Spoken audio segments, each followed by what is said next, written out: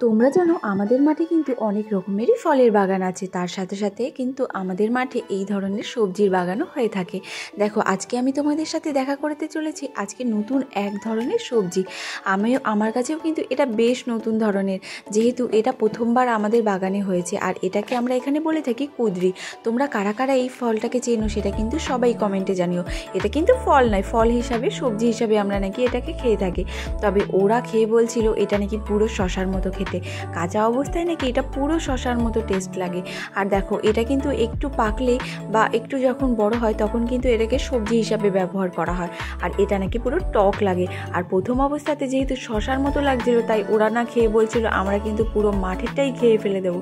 দেখো তোমরা কারা কারা এই সবজিটাকে চেনো আর কাদের বাড়িতে এই ধরনের সবজি হয়ে থাকে সেটা অবশ্যই জানাবে। এই দেখো আমাকেও কিন্তু একটু ট্রাই করার ছিল, আর আমিও খেয়ে এটাই বললাম যে এটা কিন্তু পুরো শশার মতো খেতে। আমি কিন্তু সবই নিয়ে যাব শশা মনে করে।